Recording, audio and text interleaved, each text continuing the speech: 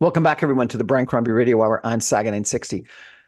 We just had a fascinating conversation that really puts the housing crisis into perspective. We chatted about how pre-construction condo sales are down by 71%, how Richard is worried that it's going to impact the single-family market as well, that it is going to make the current housing crisis worse, and that it is going to put a lot of construction workers out of work, layoffs, and so much so that he said that they're going to move to the United States, they're going to move to Alberta, they're going to move to other industries, and so therefore, when we want to start building again, when we can start building again, we're not going to have the people the workers to do that. It's a pretty dire assessment, but I think he's right. The inventory of pre-construction condos right now is at 24 to 28 months, some people are saying, and it should be about 8 months. And so that's like a year and a half of workout that we've got to go through. The differential in pricing between pre-construction condos and actual condos is 30%. If their deposit was 20% and the pricing has gone down by 30%, you've lost your deposit. You may have lost all your equity. And that's why assignment sales are everywhere. That's why you've got builders wondering whether they can sue the buyers that aren't showing up with the closing amounts. You got banks that are worried about appraisals and whether they can lend money. And at the same time, you've got councillors running for mayor that have got their heads in the sand, thinking that they don't need to change anything and it's all going to get better miraculously somehow. I am shocked at the naivety that I've been seeing. I've been shocked at the lack of market reality that I have been witnessing. I am disappointed by people that would rather argue about bike lanes ad nauseum, which may be an issue that is important to some people and needs to be addressed, but it shouldn't be 15 or 20 minutes of every debate. The line about rearranging the deck chairs on the Titanic, I think, is completely apt for what's happening in Mississauga today. We are in a housing crisis, and we're headed for a worse housing crisis. Vaughan is getting great transit in the Vaughan Metro Center in Richmond Hill. Markham is getting great transit. Mississauga has been neglected and forgotten. The Milton Mississauga line has been talked about since 1960 when the Western Freight Bypass was first proposed, and certainly for the last 20 years. I could show you the big move maps that had the all-day two-way go as one of the key strategies, and it had the best benefit to cost ratio. But we don't get it. Why don't we get it? We don't get it because it's expensive, yes, because you got to negotiate with CP, yes, but because we're not proposing to build density around those transit nodes. And if we're not proposing to build density around the transit nodes, it doesn't solve the provincial problem. So why should they give us the money to give us the GO train? You know, we're thinking we can get everything without actually having to do anything for it.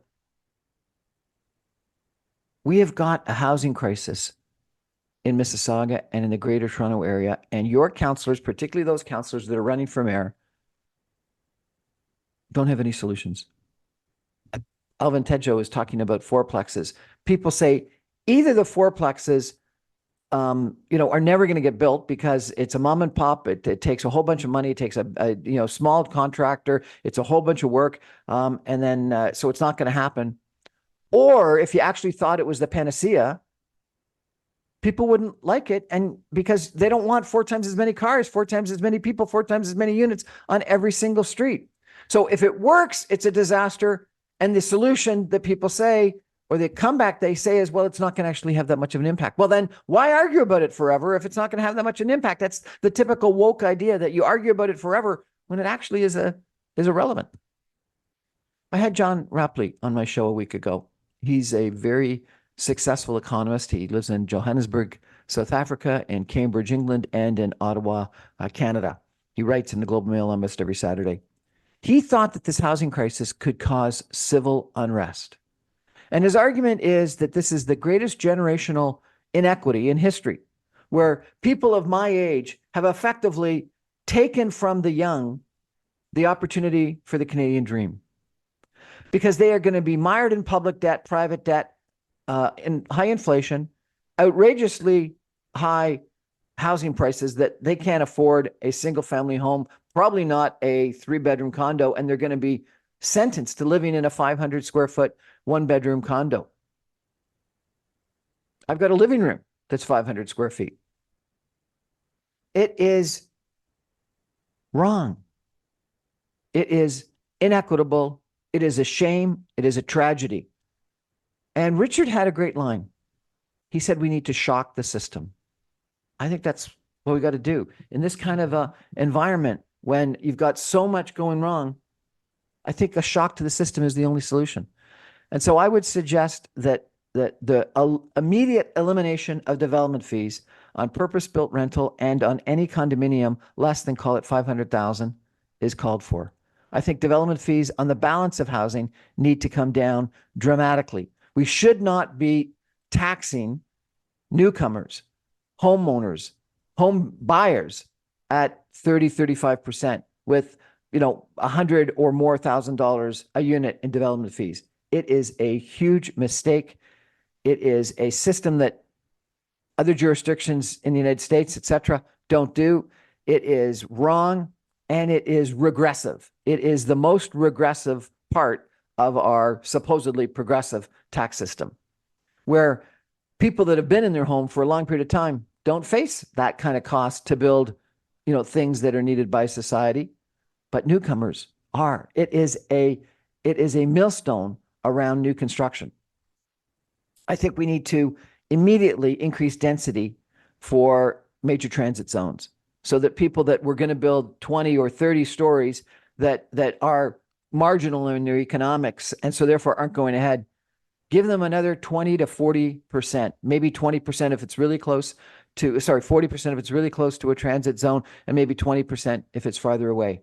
I think major roads and arterials, we need to increase the density to 6 to 8 stories, do a study, figure out what's right. Dundas Street, it should not be 2-story, 1-story strip malls the whole way.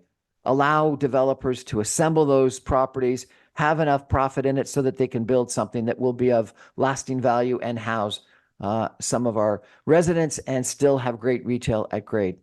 And then we've got to get on with building transit, because the best places for us to have this density, to have this height, to house the people, other than single family homes, which I think we're out of room for, is around transit nodes. It's around GO train stations. And our GO train stations, if we have all day 2-way frequent GO train service to downtown, are perfect places, and frankly better than some of the places that people would live on the Yonge subway or the University subway line. And importantly, if it's 2-way, our residents at Huron, Ontario, or at Dixie, or at Arundel could go west to Meadowvale, where the jobs are. But now, with only one-way traffic in the morning downtown and one-way traffic outbound in the evening, we can't actually get our residents by transit to the jobs in Pill Hill, in Meadowvale, around there, etc. What we have done in Mississauga, I believe, is a planning mistake. It is a red tape regulation noose around our neck. And I think that the candidates for mayor that are current city councilors have got their heads in the sand. And I think it's going to be same old, same old. Einstein's comment about doing the same thing over and over again and expecting a different result that's the definition of insanity. Or my line about this is rearranging the deck chairs on the Titanic. We're still going to hit the iceberg. And you think about John Rapley's comment about civil unrest. It took 2 years for people, and it wasn't everybody, but it was 15% of the population to get really upset about vaccines and vaccine mandates and COVID-19 restrictions.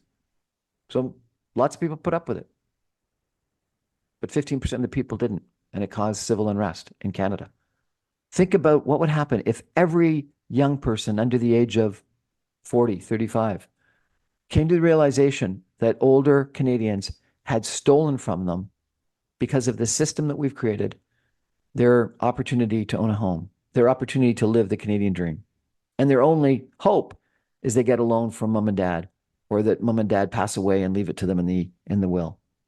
I think it's a travesty, and we need to shock the system, as Richard said. And I'm willing, I think I've got the knowledge and I got the leadership skills to get this done, to solve this, to make Mississauga the best place for people to live and work and enjoy a wonderful life. Thank you. On June the 10th, please consider voting for Brian Crombie and check out my podcast at briancrombie.com, my videos, or my political background at briancrombie.ca. Good night, everybody.